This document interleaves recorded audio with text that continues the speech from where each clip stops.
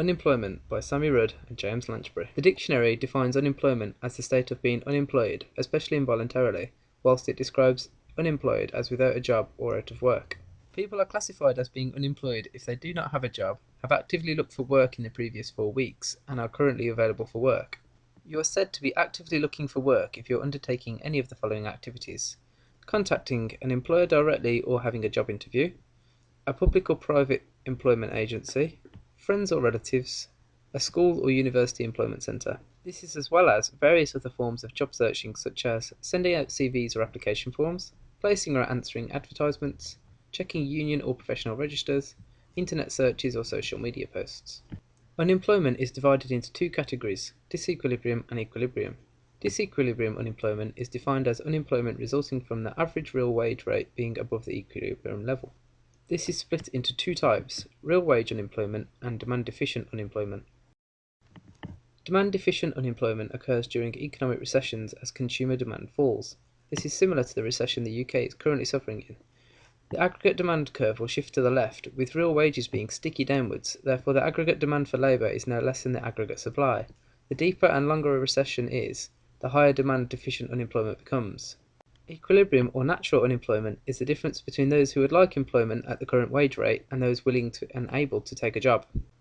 Equilibrium unemployment is split up into 5 sections: frictional, structural, technological, seasonal and regional. The UK unemployment rate has rapidly increased since 2007, resulting in the worst unemployment rate since 1994. Unemployment reached 2.67 million in December 2011, increasing by 48,000 during this final quarter. This increase has led to the unemployment rate reaching a staggering 16-year high of 8.4% of the UK population. Unemployment of women has reached a 25-year high of 1.12 million. According to Graham Cook, the Associate Director of the Institute for Public Policy Research, this is because there are more women in the labour market, compared to previous recessions such as the early 80s. This relates directly to the aggregate supply of labour curve. This curve shows the workers willing to accept jobs at various wage rates. The curve tends to be inelastic as the workforce will not change significantly at one time. However, it is not fully inelastic because a higher basic wage will encourage people to enter the labour market and the unemployed people will be more willing to accept jobs instead of looking for higher paid ones. This increase in women will force the curve to shift to the right. There is a significantly higher percentage of people under the age of 24 unemployed, with 38.2% of 16 to 17-year-olds and 20.1% of 18 to 24-year-olds out of work. Reports suggest that 1 in 5 young people are not in employment, higher education or training, with 250,000 being unemployed for more than a year. Claims have also been made that this will cost the public at least £4.8 billion in 2012. The latest data shows that 25% of university graduates in 2011 were unemployed.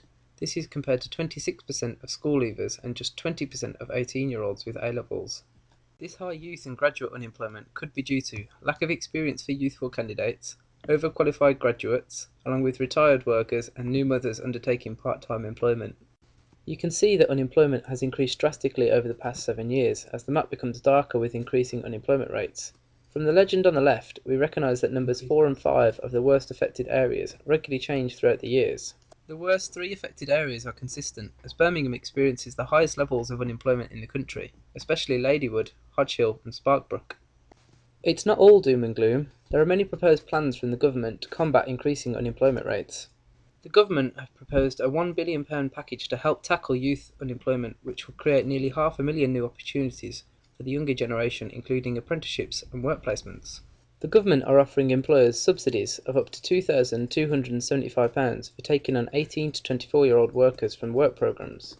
This would more than cover an employer's national insurance contribution for the year. The government are also offering extra incentives of £1,500 to employers willing to offer apprenticeships. Large private firms are backing government plans to reduce unemployment by recruiting bright school leavers put off by the increased costs of going to university. We believe that a key cause of unemployment is imperfect data. This is when both the unemployed and employers do not have sufficient access to relevant information on job vacancies and currently unemployed people. If there was one database where all jobs were listed and all applicants could advertise themselves, then the recruitment process would become much more effective and efficient. Thank you for listening.